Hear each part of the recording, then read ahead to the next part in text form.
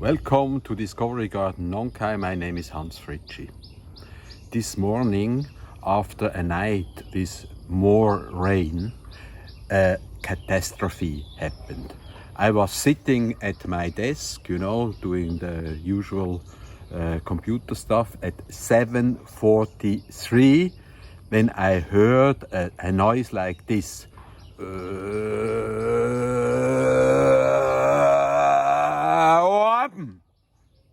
And then I went outside and I saw what happened. Look at this. This tree, due to the soft soil caused by the tremendous rain last night, it fell down. And it is our oldest avocado tree. Look at this tree, this beautiful tree, and it's beyond repair. It cannot be put back. It's lost. It took us 15 years to grow that tree from seeds, and after maybe 12 years it had fruits for the first time, the very first time, and now it's dead. It had fruits up to 700 grams a piece, and now destroyed. Gravitation has struck again, together with rain that is also caused by gravitation. So we are entering into the rainy season. Definitely it has advantages, and I will show you a lot of advantages, but this is definitely a disadvantage, a terrible loss. But I must say, I cannot blame the rain only, because it looked feeble in the last few weeks. There were only, it lost a lot of leaves, and there were only small ones coming. So I guess there was some fungus in the roots. Maybe the roots are not strong enough anymore, because after all, this is not the first rainy season, and the tree has been very big, very large for many years. It's a disaster. Yeah, there is something, there is that white stuff in there. Maybe termites have taken over of the root system, I don't know, or damaged it partly. Anyway, this is another case of shit happens. Let's go and see where the positive aspects of the rainy season lay. We are now at the canal. You see over here, I mean, this area is huge, and during the rainy season the water is flowing away here and flows over that side, the other side, to the Mekong River, which is in that direction. And the flow of the water changed just 2 days ago, when it really started raining in earnest. And in the other part, there are mainly 3 seasons in Thailand. The hot time that ends now with the rainy season starting, and is followed, the rainy season, in November, December, January, February, by the not so hot season. These are the seasons in Thailand. And during the hot season, when water is in high demand to irrigate all the rice fields in the area, it is pumped up to this canal system from the Mekong over there, and now it flows into the Mekong, and which is sourced by many sources now, and will quickly swell. which is quite necessary because the level of the Mekong was record low this year. And you know, Thailand is rice country. Every Thai eats about 120 kilos of the stuff, and you need to irrigate 1 square meter of rice land. You need 1,000 liters, 1 cubic of water to produce 1 square meter of rice. Over here you can see how the rice slowly grows. This field is quite well planted already, and you see all the clouds over there. There will be more rain predicted for every day this week. Wonderful in a way, it's a source of life, and you can see, as you saw before, it can be a source of devastation as well when it killed our dear old avocado tree. But this is the positive part of it, you know. Thanks to this irrigation system here, there are 3 rice harvests possible in this area, and in between this was also a maize field, but also irrigated by the water. Let's have a look at some more rice grown here in the area. About half of the arable land in Thailand where agriculture is done, the rice is produced. Behind me you see all these different stages of the rice fields. You know, some they are just being prepared to grow the rice, and others further back they are already they have been planted, and the rice is growing. I mean, rice is the staple food in Asia. If you greet somebody, hello, Sawadee-krap, Kayam, huh? Diligent people. They spray some stuff, I don't know what it is, maybe not so good, but anyway, the rice is the most important thing in Asian countries, the staple food, and Thailand is the second largest rice producer, exporter of the world. And this is really Nong Khai, and the area around it is really rice country. And you need the rain in order to grow the rice. And now the rain comes. The circle, the eternal circle of climate is taking its place, its proper place. People that work only part-time in agriculture have ditched their other jobs and now do what is most vital: grow the rice. Did you have your rice today already? Is an often asked question in Thailand. It means like hello, good morning, or whatever. But it's put in the phrase, did you have your rice already today?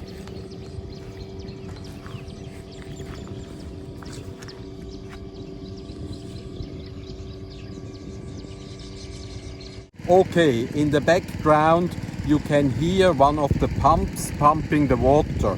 You see here, you see the different stages of the rice production. When the rice is freshly planted, it has to be clogged with water. It needs that. And this pump over there, it prepares the field behind, fills it up, and then the rice is planted. And if you look at these poles, they are quite out of shape, like our poor avocado tree. They are in danger because of the wet and soft ground to fall down as well, and then we have a blackout for a while. But this is This is the influence of gravity, rain, you name it. It's typical in this rice country, happens every day. The baobab tree, the famous tree of Africa, Adansonia digitata, behind me. You know, it's a tree that is perfectly made for this change of hot and dry weather and the coming rainy season. It just, I fertilized it yesterday with some cow shit, and because it should be actually much bigger here. I mean, it's probably, the ground is not very nutritious in this area. And the baobab, we have a whole group here of baobabs. If you follow me over here, there is another one. Planted them all at the same time, and if you follow me over here, another one of those. This is, as I said, the African baobab that just goes into like sleep mode or hibernation, you might call it, when there is no rain. It just sheds all the leaves, goes into inner emigration and waits till the rain is coming back, and so are the leaves. And there are some new branches growing, and it will take off now. I guess it's well rooted now, and with a little bit of help with some cow shit that will go into the ground slowly as the rain falls. I can hope that this baobab now will take off quickly thanks to the rain. And another nice thing about the rain, it's much cooler now. I have started to ride my bike every morning again. I couldn't do it before. It's almost 40 degrees. The rainy season is really wonderful, a pleasure to have come back. The rain is really a relief for the plants. Have a look at this cocoa tree behind me. Just 2-3 days of rain have worked wonders. You know, there are new fresh leaves coming out, and I guess there are some flowers as well developing. Yeah, there is one over here, difficult to see. You see, they will produce new cocoa shoots, and here is 1, 2 down here, and the rain just helps enormously. And it's also the time, if you have a look back here, to plant new trees. You know, I just recently planted this small cocoa tree. Easy, you know, you give it a good start, have some good soil prepared here with a lot of stuff it can eat, and then it will be automatically watered by the sky and prosper. Okay, we are now at a seasonal plant that you can see here. This is a very interesting plant. It's a Amorphophallus peonifolius, an elephant foot yam. It's it has a stem that is edible. The Thais like to eat that. It's called buk, ton buk in Thai. And there is also underneath is a tuber that you cannot see it now, but I have undug one smaller plant over here. If you care to have a look, you see they are sprouting all over the garden now. You know, they have a tuber inside, and this is the sign that the rainy season is starting, when these plants, these unique plants, ancient plants, start growing, start coming out of hibernation, so to speak. And you see the tuber is quite small here, but it has developed some roots, and this is growing now everywhere. And in the garden it's like a weed, but it's appreciated, it looks nice, and it can be eaten. And the other thing I wanted to show you is the pond of the neighbors. You can see this one over here. It has been without any water, and because they pumped it out, they used it for irrigation. And you can see, you can understand the Thai saying Nam ma pla gin mot, nam lot mot gin pla, which means when the water comes, then the fish eat the ants, and when the water falls or leaves, then the ants eat the fish. And our own pond on the other side here, there you see another tuber, Amorphophallus, and this pond was never drained of water, so the fish are still in there. And we will cook something with fish today, because water and fish, they fit together well. Fish are very important in the Thai culture. They grow in the ponds. They are grown in ponds or in the river Mekong, and they are a lifeline too, and quite delicious too.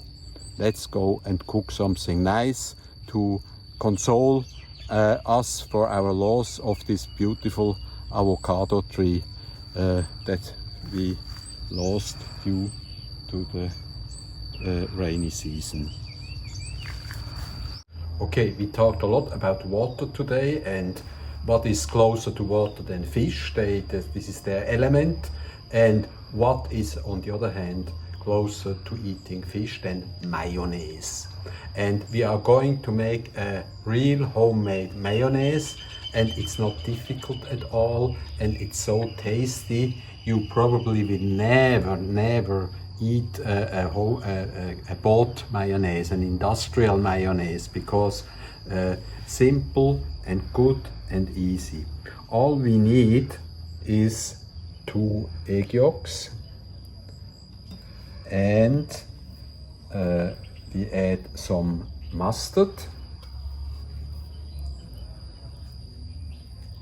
I like the taste of mustard, so let's have quite a bit.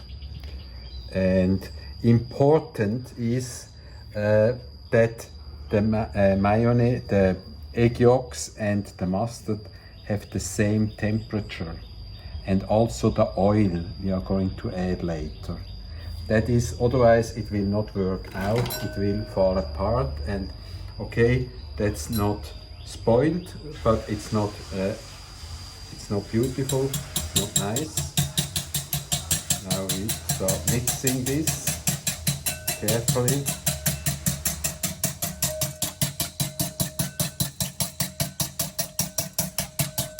Okay, it's well mixed now, and now we start adding some oil. A little bit at the beginning only, to make sure it is absorbed, and the 2 elements or the 3 elements will stay together and not fall apart. I think it's going well. We add, this is extra virgin olive oil. If you don't have this, it works with any oil, but of course this is much better than any oil. It's one of the best oils you can get. Okay, it seems to work. The mayonnaise is is stiffening. Yeah. The consistency is fine. Now we can add more oil.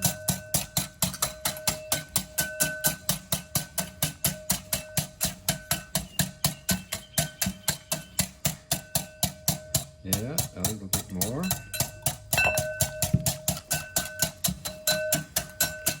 Okay, I think it worked, and this is mainly due to the same temperature of the ingredients.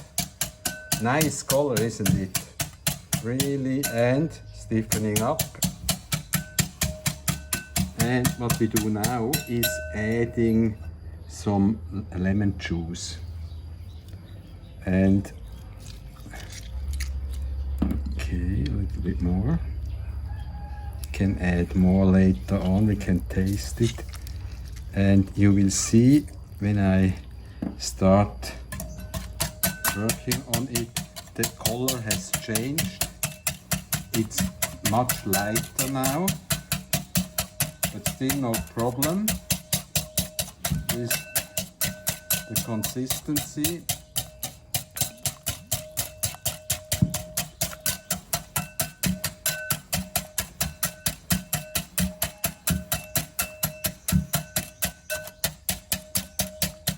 That's a basic mayonnaise. All you need to add is some spices. I am an addict of this one, as I told you before. Then I got here some herbs.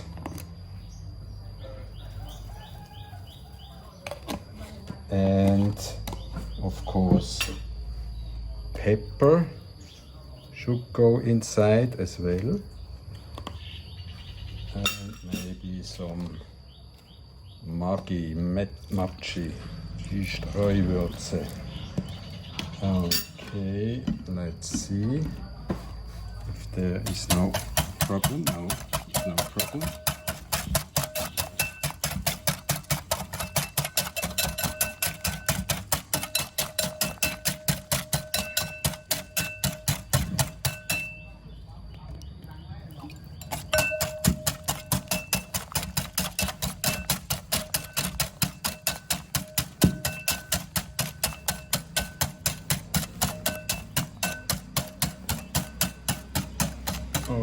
Okay, I'll make some more and show you when I finished.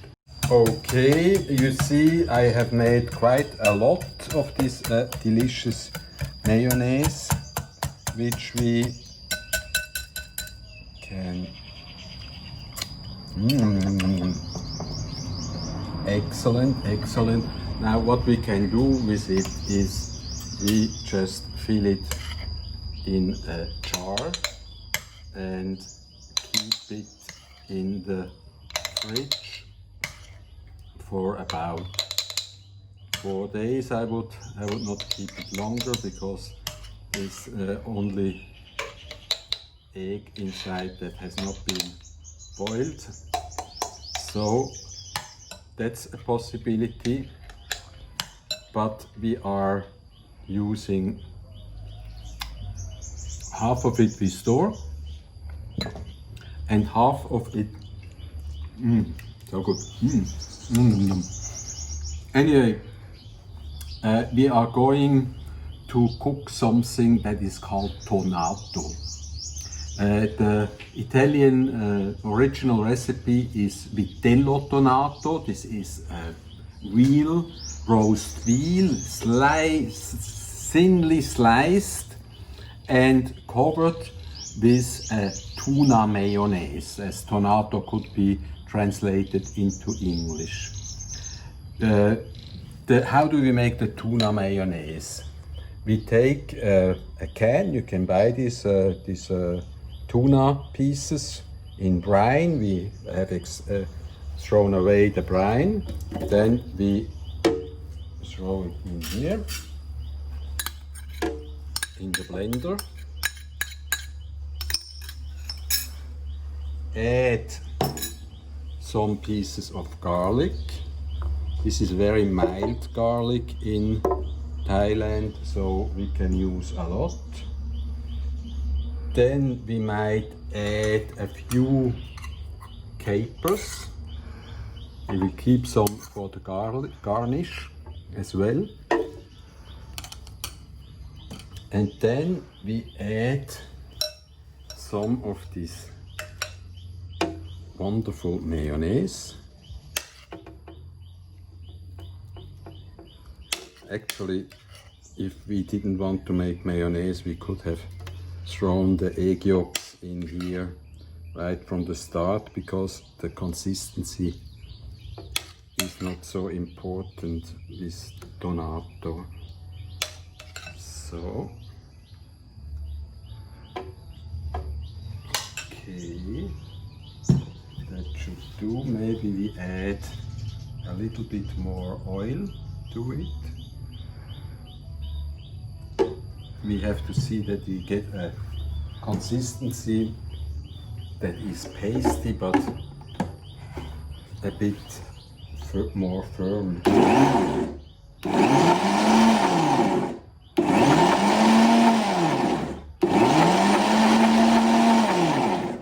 It's still too thick. I think we have to add some more oil. Yeah, coming along. The flavor is already wonderful.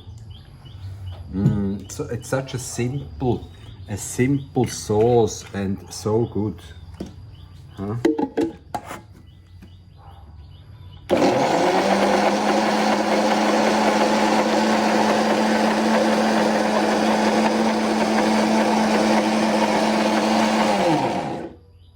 That looks very good already. Let me taste. See, that's the consistency. Yeah, that is absolutely okay. Let me taste. Fantastic, fantastic. What we are going to do now, we have bought some tuna steaks. Instead of vitello, we will use, instead of veal, the vitello, we will use tonno or tuna steak. Just slightly fry them in oil so that inside they are still raw. And then we will cover it with the Tonnato sauce and serve with a beetroot salad that I have prepared here. The beetroots are ready. These are boiled, and then you just slice them and peel them first. And to remember our avocado tree, we will also have some guacamole made from that tree that fell down this morning. So here the story comes to an end of the avocado tree. We still have some of last year's harvest made guacamole. You can freeze it easy, and once you have lost the tree, you can take it out and eat it and remember that wonderful, beautiful tree. Okay. So, what a day! This morning started really with a bang! Yes. This, you planted this tree about 15 years ago? 15 years ago. I would say, yeah. Yes. And it had such nice fruits. And okay, eulogy, poor avocado tree. Such is life, you know, we can plant something else. Yeah. Okay. Yeah. We won't give up. Cheers. Cheers. And the last remaining portions of this food is now we can try to eat it. This is guacamole here, you see. It's eaten with these maize chips. Yeah. Hey, you like that too? Why don't you try a bit? Yeah, let's try. Yeah. Don't be shy. No. You're not the shy type Never. normally. Yeah. It's still good. You know, guacamole can easily be frozen. And here we have the beetroot salad. Did you ever try this before? Yes, try it before. Yep. It's Oh, a feast of colors. And now the pièce de résistance is the tuna steak. You see, it's still inside very rare. yeah. And together with the Tonnato, sensational, sensational. Just divine, huh? Wow. Very nice. Okay. On this note, on this, well, consolatory note, we close today's episode. If you liked what you saw, please subscribe to the Hans Fritschi channel on YouTube or Hans Fritschi Friends on Facebook. And then we see you again next time. Cheers. time. Good one. Cheers. Bye bye. Bye bye. Cheers. Bye bye.